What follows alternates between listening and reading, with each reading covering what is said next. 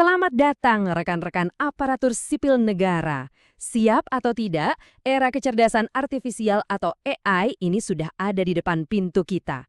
Dan ini udah bukan lagi sekedar topik seminar teknologi loh, tapi sebuah realitas baru yang bakal mengubah total cara kita bekerja dan melayani masyarakat. Yuk kita bedah bareng-bareng, apa sih artinya semua ini buat kita?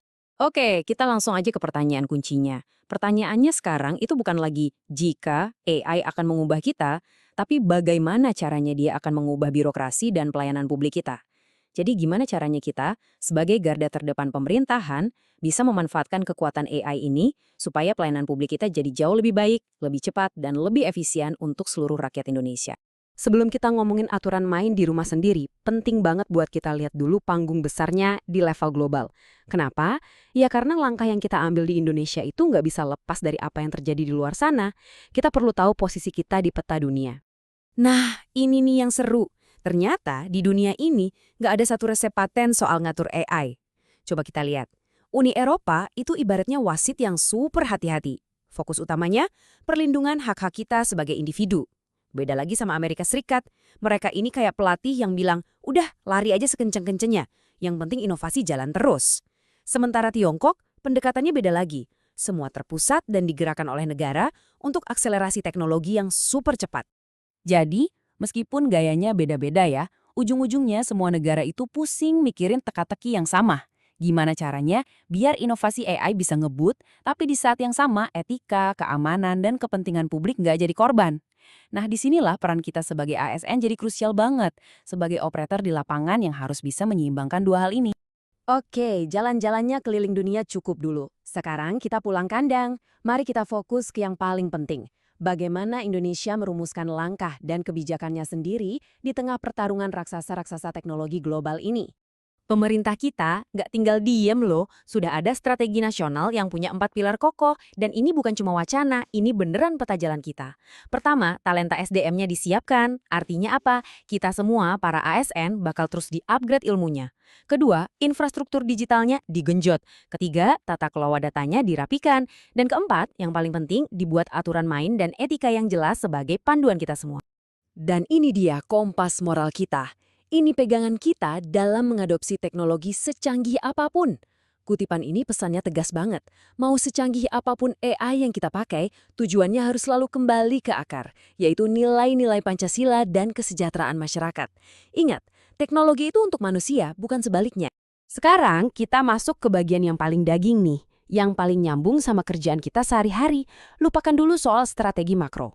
Pertanyaannya simple. Jadi, apa artinya semua ini buat pekerjaan Anda di meja masing-masing? Apa landasan hukum yang harus kita pegang erat-erat? Tenang, AI ini nggak akan datang kayak sistem baru dari planet lain. Dia akan diintegrasikan ke dalam rumah yang sudah kita kenal betul, yaitu Sistem Pemerintahan Berbasis Elektronik atau SPBE. Coba bayangin aja, SPBE yang sekarang kita pakai, tapi tiba-tiba jadi punya otak tambahan yang bisa bantu kita kerja lebih cerdas, lebih cepat, dan tentunya lebih transparan. Nah, pas nanti kita pakai sistem berbasis AI, ada 4 prinsip yang harus kita pegang mati. Wajib hukumnya. Pertama, akuntabilitas. Gini, kalau AI-nya salah, yang bertanggung jawab tetap kita, manusianya. Kedua, transparansi. Cara kerjanya harus bisa dijelaskan, nggak boleh ada kotak hitam misterius. Ketiga, keadilan. Penting banget untuk memastikan outputnya adil buat semua. Dan yang terakhir, ini kuncinya, pengawasan manusia. Remote kontrolnya harus tetap di tangan kita. AI itu asisten, bukan bos kita. Dengan kekuatan AI yang sebesar ini, datang juga tanggung jawab yang, luar biasa besar. Menjaga data publik. Dan ini bukan lagi sekedar tugas teknis Bapak dan Ibu. Ini soal amanah, soal menjaga kepercayaan jutaan rakyat Indonesia kepada kita sebagai aparaturnya. Coba perhatikan angka ini. Lebih dari 220 juta. Ini bukan cuma statistik di layar ya. Di belakang tiap-tiap angka itu ada data pribadi, ada harapan, dan ada kehidupan warga negara yang kita layani. Skalanya masif. Artinya, tingkat kehati-hatian kita juga harus masif. Terus gimana cara main amannya? Aturannya jelas banget. Yang wajib dilakukan, pastikan data dianonimkan supaya privasi terjaga, gunakan hanya untuk tujuan dinas yang sah, dan kunci aksesnya rapat-rapat. Sebaliknya, ini yang mutlak dilarang.